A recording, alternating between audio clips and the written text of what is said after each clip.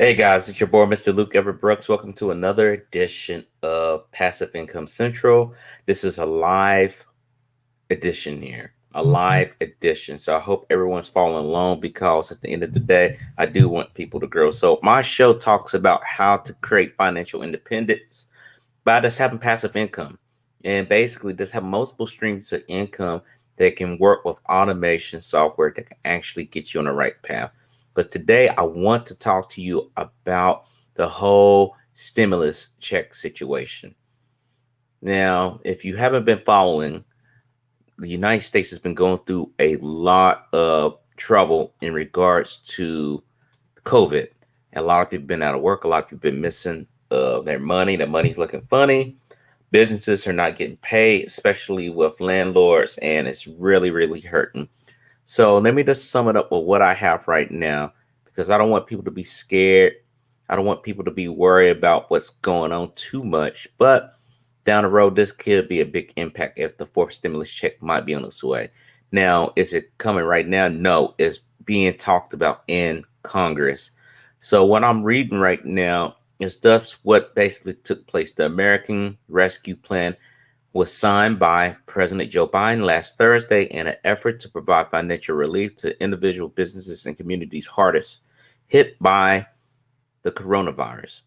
This marked another round of stimulus checks and the third since the pandemic first hit last year.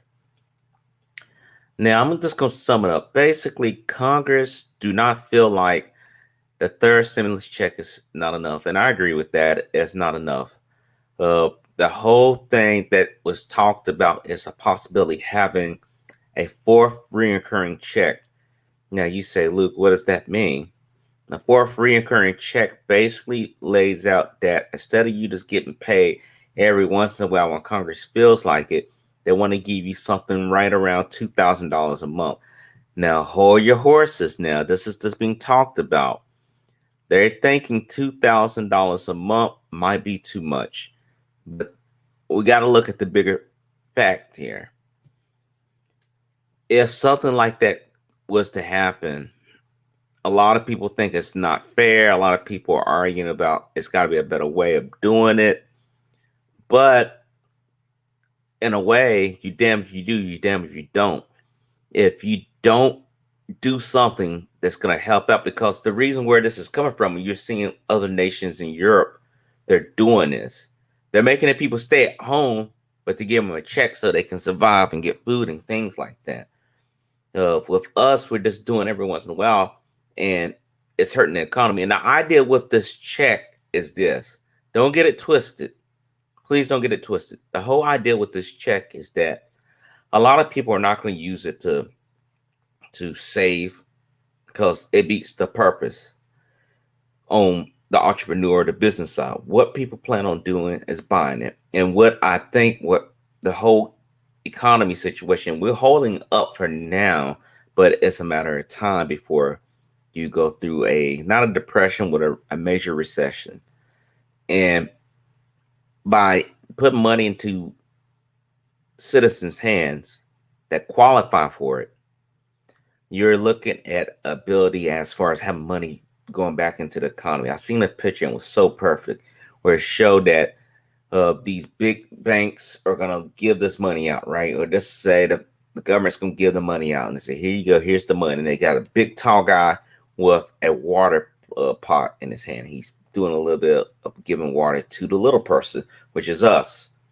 That little person's turn around and it's represent money, stimulus money. They turn around and point it right back into the government or right back into the economy. Now, you got a reoccurring cycle. It's a nasty cycle. American people are counting on having a change, a major change, not just every once in a while. Because I'll be honest with you, too, $1,400 in California is not going to help people. You're going to have something to help people, or you're going to have to really reset things up.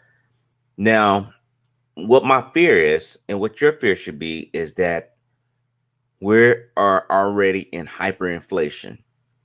Now, look, what do you mean by hyperinflation? The hyperinflation with our situation is this, is that things are going to start going up. I don't know if you noticed not, but the gas is going up, food is going up, things are going up very, very high.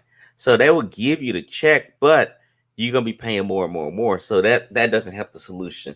Now, a lot of folks that are talking in Forbes, they're saying this is not realistic, this is not feasible, and I'm gonna give you the reasons behind it.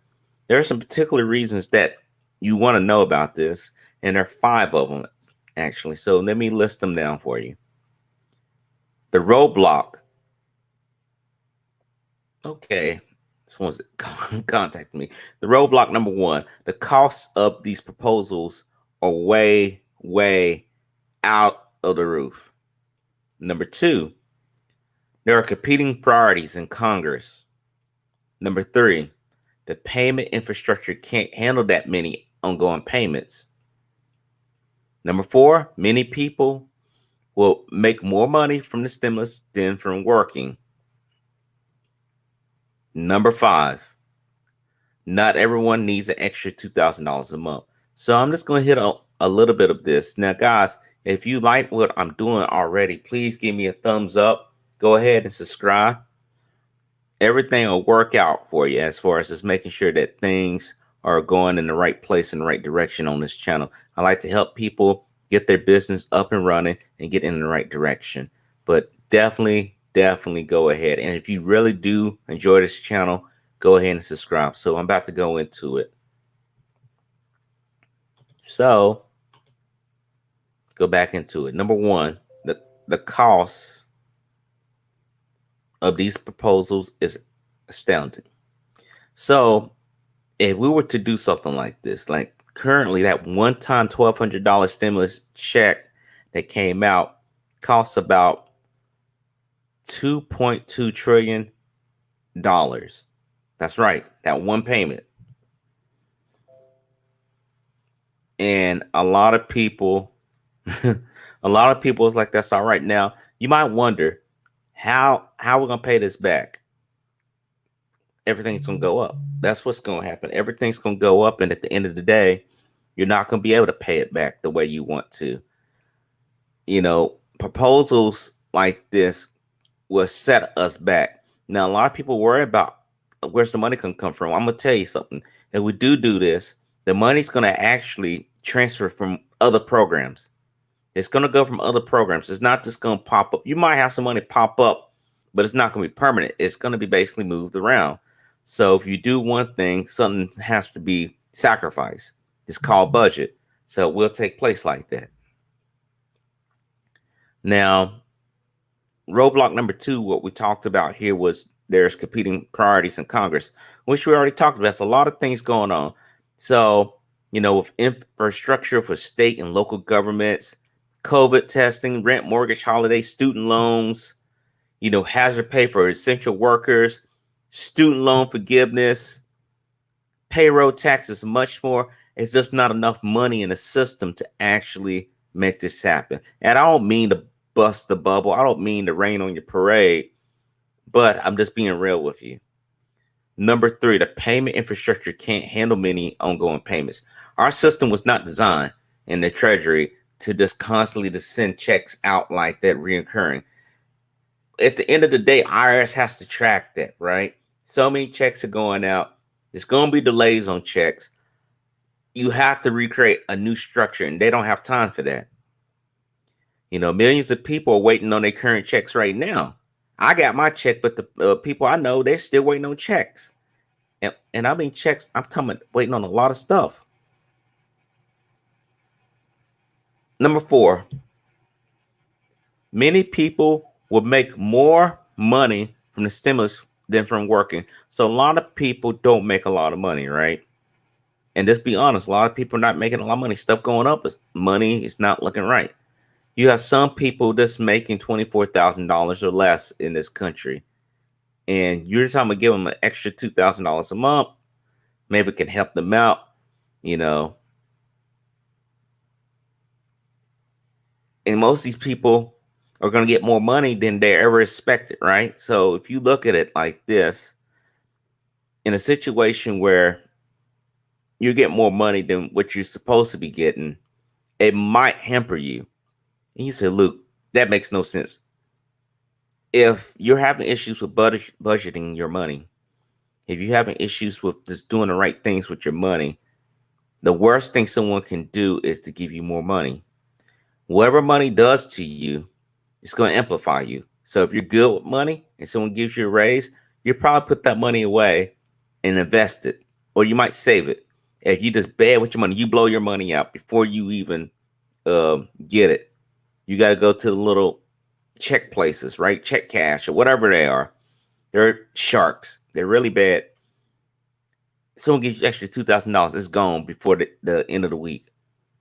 It's not going to work. You're going to put people in more debt than what it is. And I'm not speaking for everyone, but I'm just giving you a rough idea of what we're seeing now of our country.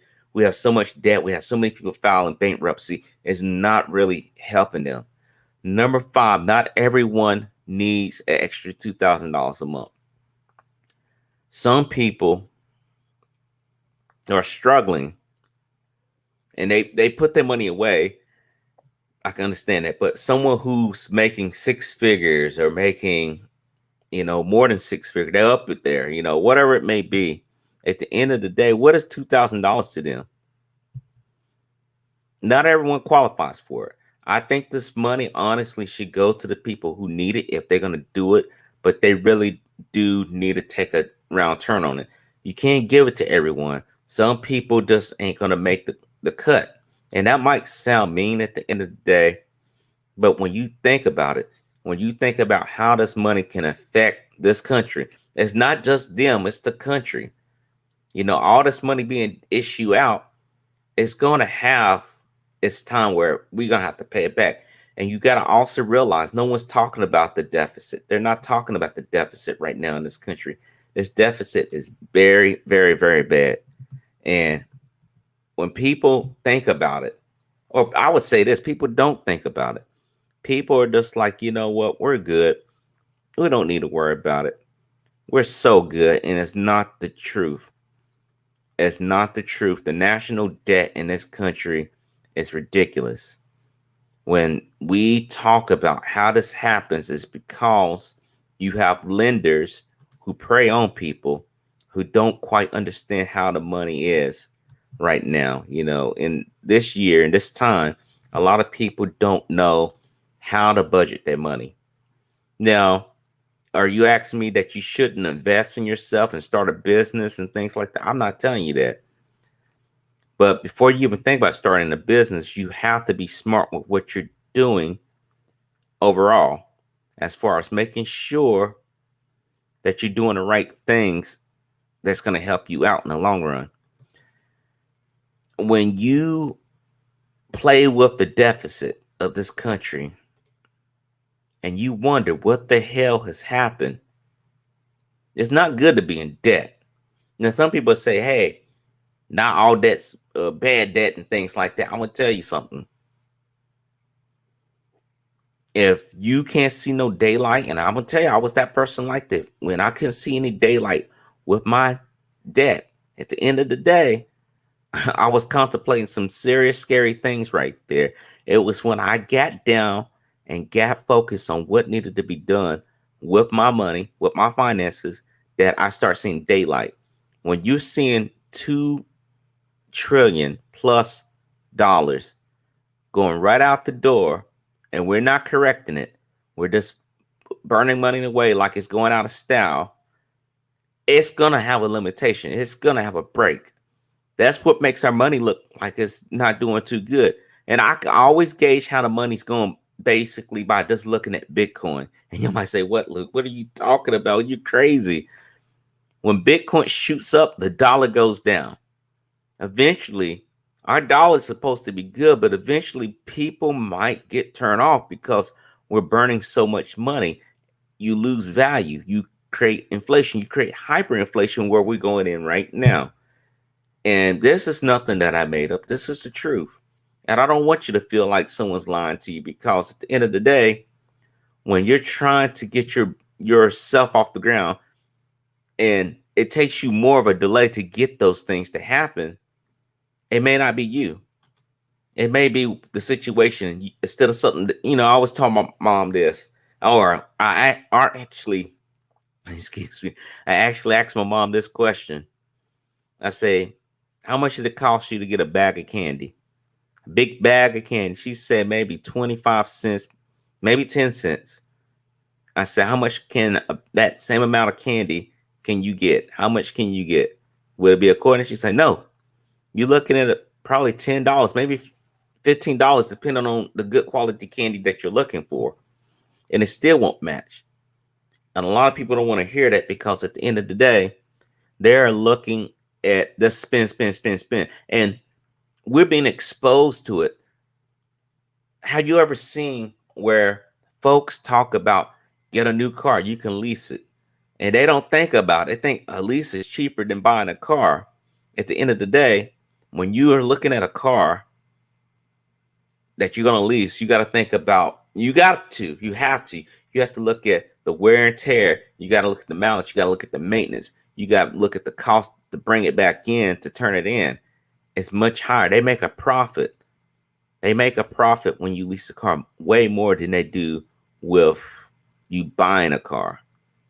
And I used to be the type where I wanted to buy all new cars and things like that. I bought 2 new cars and I told myself after that, I'm not getting no more payments. The system is designed for the rich and the poor, and there's no in between. I would tell you that right now. There's no in between when it comes to trying to create something, because you got to look at some of these guys that are making money hand over fist, hand over fist. They are creating jobs. They're creating jobs. You can look at some of these folks now. I was looking today at the richest people around the world. Elon Musk and the founder of Amazon. I can't think of his name, Jeff something. You can help me in the comments down below. I can't think of his last name. I think it starts with a B. But anyway, got the most money around the world. They got more money than Bill Gates. They got more money than Facebook, Mark Zuckerberg. And a lot of people don't want to talk about that because people are buying from them. They got different avenues to get different things, different areas. And people are like, well, it's never going to happen. Or you turn against the poor, or you turn against the rich, or whatever it may be. But the thing is, you got to have a vision. You have to have a vision, and you have to go with that direction. Now, some of you may not want to start a business. You may be like, I don't want to do that. And I'm not forcing you here to start a business. But at the end of the day, you need to know how to invest your money wisely and make your money work for you. Now, I don't want people to be begging to have this extra $2,000 a month, because that's going to be a mixed blessing in disguise. Because at the end of the day, when we're in so much debt, what's going to lead to it? Maybe not 4 years, maybe not 8 years, but I promise you it's going to be within 16 years.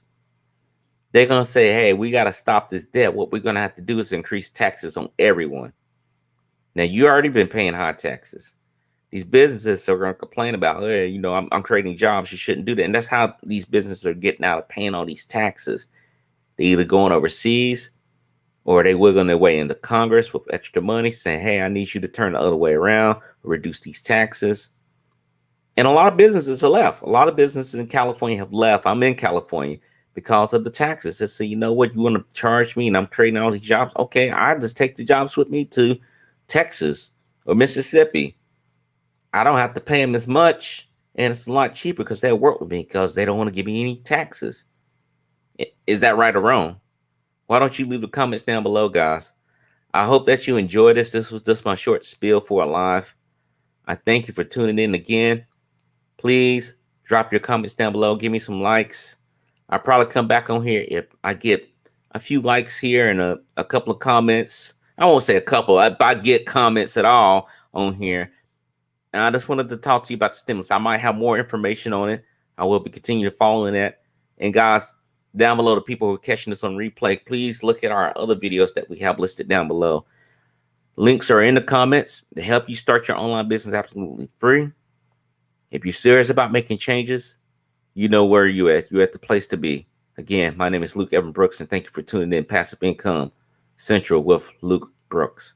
Talk to you later, guys. Take care.